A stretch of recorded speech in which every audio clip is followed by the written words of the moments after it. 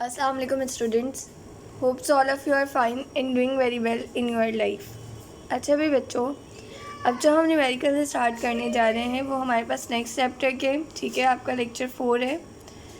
बेटा देखें, numerical number 1 में आपसे क्या कहा गया है, electromagnetic radiation having a 15.0 mm wavelength. देखिए आपको वेवलेंथ मिली हुई है मिलीमीटर में। m हमारे पास होता है 10⁻6। इसको अगर हम 15 को मल्टीप्लाई कर देंगे सिंपल 10⁻6 से, तो ये हमारे पास कन्वर्ट हो जाएगी मीटर में। ये आपके पास आ गई है वेवलेंथ। फिर इन्होंने आपसे क्या कहा है, इन्होंने आपसे कहा है is classified as infrared radiation, what is it frequency. Frequency पूछी गई है। साथ आपसे क्या कहा गया है, given the speed of light is 3 × 10⁸ metre per second. बेटा ये वैल्यू ना हमेशा याद रखना है, लाइट की हमेशा यही वैल्यू होती है, कभी भी चेंज नहीं होगी। फ्रीक्वेंसी मालूम करनी है, वेवलेंथ गिवन है, स्पीड ऑफ लाइट गिवन है। आप फार्मूला पुट करें, c = f लैम्डा, ठीक है, क्योंकि फ्रीक्वेंसी मालूम करनी है। वेवलेंथ को इज इक्वल्स टू की दूसरी साइड ले जाने के बाद आपने उसमें वैल्यूज़ को पुट किया। जब आपने इसके ना वैल्यूज़ को पुट किया तो आपके पास फ्रीक्वेंसी हो जाएगी 3 × 10⁸ डिवाइडेड बाय 15 × 10⁻⁻6। ये वैल्यू ऊपर आएगी, प्लस की हो जाएगी, ठीक है, और प्लस होकर आपके पास क्या हो जाएगी 10⁻14। सिर्फ इस वैल्यू की बात करिए। दूसरा ये क्या है, 3 × 1 = 3, 3 × 5 = 15। 1/5 को डिवाइड करें, आपके पास वैल्यू आ जाएगी 0.2 × 10⁻14। अगर आप इसको 2 कर देंगे मतलब कि 0.2 × 10⁻14 है,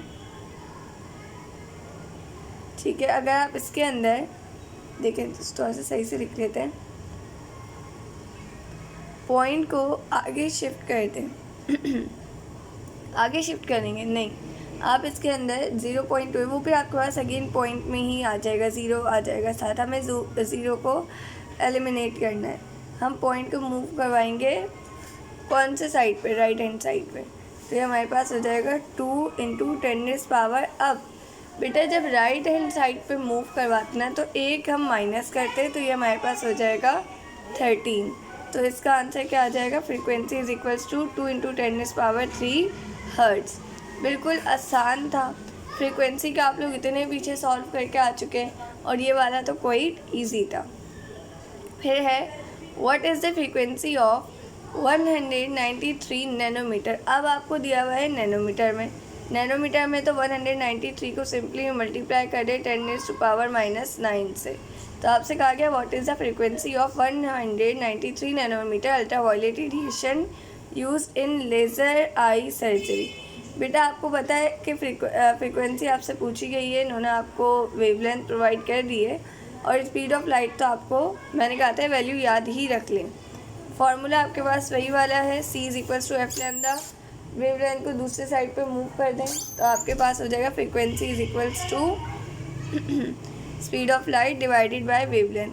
आपने इसके ना वैल्यूज़ को पुट किया, आपके पास आंसर आ गया क्या, 1.55 × 10⁻15 हर्ट्ज़। आसान था।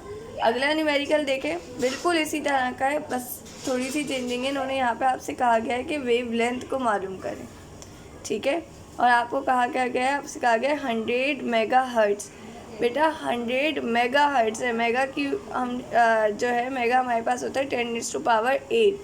आपसे कहा जा रहेगा कि वेवलेंथ मालूम करें 100 मेगाहर्ट्ज़ रेडियो वेव्स की, ठीक है। तो आपको स्पीड ऑफ लाइट पता है, फ्रीक्वेंसी इन्होंने आपको बता दी है, ठीक है। आपने इसको पुट किया, आपके पास वेवलेंथ क्या आ गई 3 मीटर्स। फार्मूला वही है, आसान था, कोई मसला। ये 3 न्यूमेरिकल्स ना बिल्कुल सेम है, बच्चों वाले, ठीक है। ऐसे न्यूमेरिकल्स मैं अमूमन बच्चों को MCQs में दे रही होती हूँ कि यार ये तो 5-10 सेकेंड के अंदर फ़ौरन सॉल्व हो जाएंगे।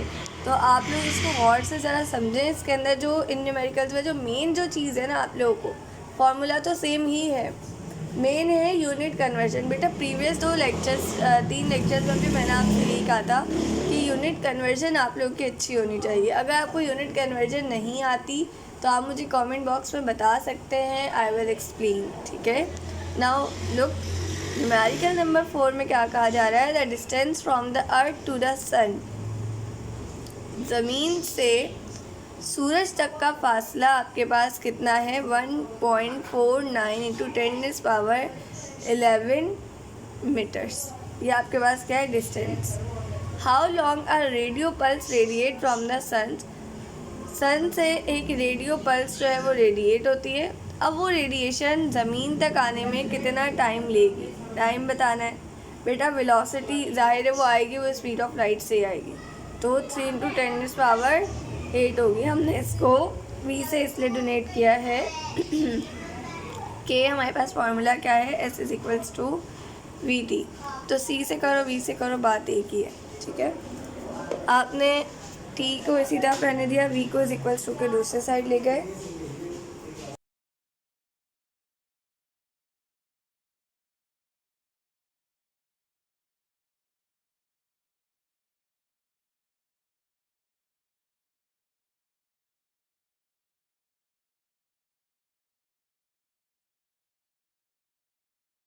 ये आपके पास हो जाएगा p = s/v। आपने डिस्टेंस की वैल्यू पुट करी, आपने वेलोसिटी की वैल्यू पुट करी, आपको पास आंसर क्या आ जाएगा, 496.6 सेकेंड, या इसको हम 497 सेकेंड्स भी कह सकते हैं, ठीक है। अच्छा, नेक्स्ट देखिए न्यूमेरिकल नंबर 5, ये उसी चैप्टर के अभी चल रहे हैं। ये भी सेम, जो अभी आपने देखो ये वाला न्यूमेरिकल आपका 4-1 थोड़ा चेंज था 1, 2 और 3 न्यूमेरिकल से। 5th वाले बिल्कुल इसका जैसा है, रिलेट करके इसलिए पढ़ा रही हूँ ताकि आप लोगों के जहन में फिक्स हो जाए, पेपर्स के टाइम आपके जहन में ऐसे आ रहा हो कि हम इसने हमें इस न्यूमेरिकल को ऐसे सॉल्व करवाया था। Distance in space is often measured in units of light year. जो हम लोग स्पेस में डिस्टेंस को नापते हैं, मेजर करते हैं, वो लाइट ईयर्स में करते हैं। The distance light travels in 1 year, find the distance in kilometres in a light year. बेटा आपके पास जो एक साल में डिस्टेंस होता है, ठीक है, टाइम के हिसाब से, वो आपके पास स्पेस में क्या होगा, टाइम 3.15 इंटू 10⁻7 सेकेंड, और स्पीड आपके पास क्या होगी, 3 इंटू 10⁸ मीटर पर सेकेंड। लेकिन आप इसको किलोमीटर में कर लेंगे, ठीक है। किलोमीटर में करने के लिए आप इसको सिंपल डिवाइड कर देंगे 1000 से। और क्यों करेंगे, क्योंकि आपको आंसर जो है ना वो किलोमीटर में देना है। आपने फार्मूला पुट किया, s = vt, वेलोसिटी और टाइम को मल्टीप्लाई किया, आपके पास डिस्टेंस निकल के आ गया 9.45 इंटू 10⁻12 किलोमीटर, ठीक है।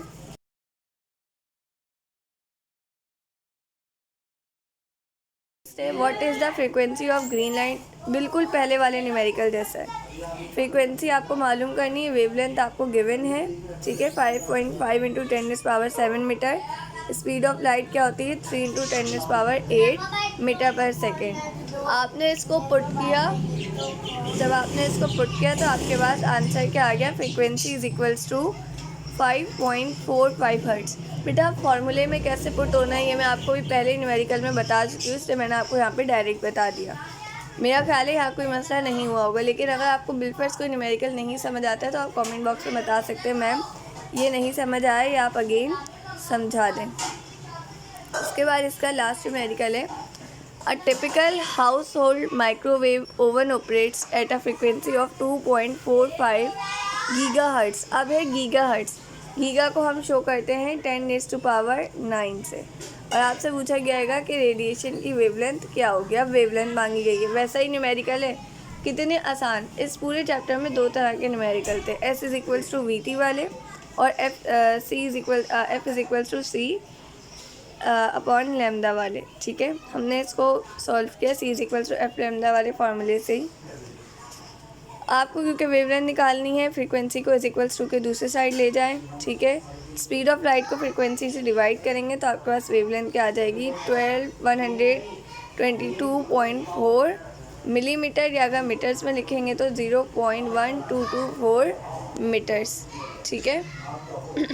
अच्छा, ये इन्होंने क्या किया देखो, थोड़ा सा बता दूँ तुम लोग को, यूनिट कन्वर्जन के हिसाब से आसानी हो जाएगी। 0.1224 मीटर्स था ना, इन्होंने इस पॉइंट को मूव करवा के लेके आए यहाँ पर, तो ये हो गया 102.4 इंटू 10⁻³ मीटर्स। 10⁻³ आपके पास मिली को शो करता है, तो आपने लिख दिया इसको ऐसे करके मिलीमीटर। ये एक्स हटा दे, बस सिंपल मिलीमीटर। ठीक है, आसान था।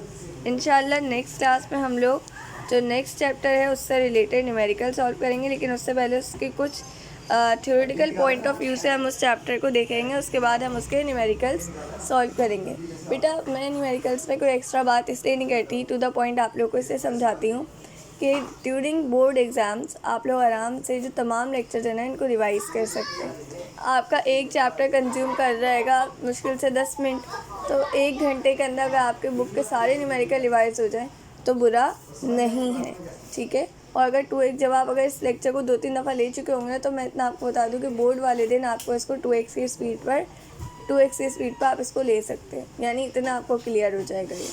ठीक है, आप इसके बाद अगर आपको कोई चीज़ नहीं मिलती है कि किसी भी चीज़ का लेक्चर नहीं मिलता है तो आप कमेंट बॉक्स में बता सकते हैं। आपकी केमिस्ट्री और फिजिक्स के न्यूमेरिकल बैचेस चलने हैं, आप उसके अंदर एडमिशन ले सकते हैं। ठीक है, यहाँ तक कोई भी सवाल, कोई कन्फ्यूजन, कोई मसला हो तो आप मुझसे कमेंट बॉक्स में पूछ सकते हैं।